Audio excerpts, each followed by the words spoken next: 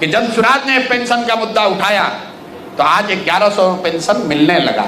कुछ लोग कह रहा है कि तेजस्वी यादव के कहने पर हुआ, तो भाई तेजस्वी यादव तो बीच में 3 वर्ष थे, डिप्टी सीएम थे ना तेजस्वी यादव, काहे नहीं 400 से बढ़ा के 410 कर दिया। ये जन सुराज की ताकत है, लोगों की ताकत है, एक नए विकल्प की ताकत है कि वृद्धों का पेंशन जो 20 वर्ष 400 से बढ़कर 410 नहीं हुआ, वो आज 1100 हो गया। आशा वर्कर 2 वर्ष से यहाँ संघर्ष कर रही थी, कुछ नहीं हुआ, उनका मानदेय बढ़ गया। आंगनबाड़ी वर्कर उनका सैलरी बढ़ गया, रसोईया की सैलरी बढ़ गई। महिलाओं को 10,000 रुपया झूठा ही देने के लिए जो 2 लाख रुपए का वादा किया, सबसे पहले मुद्दा किसने उठाया? 2 वर्ष तक किसी के काम पर जू नहीं रहेगा।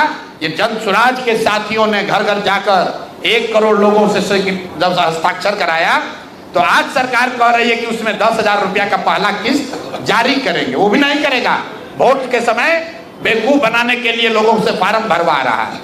ये जन सुराज की ताकत है कि 2015 में जो युवाओं के लिए वादा किया गया था कि अनएम्प्लॉयड यूथ को कम से कम 1,000 रुपया दिया जाएगा, 2 दिन पहले अभी उसकी घोषणा हुई है।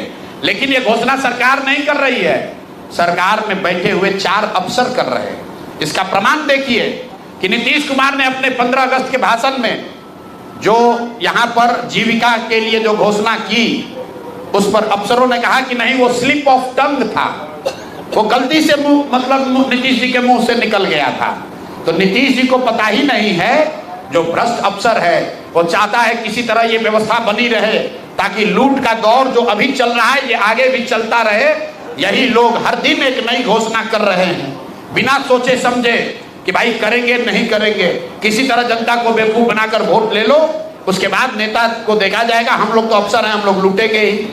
इसलिए मेरे भाई, जनता इस बार संभल गई है, वो जान रही है कि तिजोरी का चाबी, इस तिजोरी को इसलिए खोला गया है ताकि जनता को बेवकूफ बनाकर वोट लिया जा सके। जब गलती से भी जनता ने इनको वोट दे दिया तो जितने भ्रष्ट हैं, मैं अराजक की बात नहीं कर रहा हूं, ये चारों नेताओं की बात जो हुई है सब एनडीए के नेता हैं, जदयू भाजपा के नेता हैं, ये लोग अफसरों के साथ मिलकर लूट मचाए हुए हैं।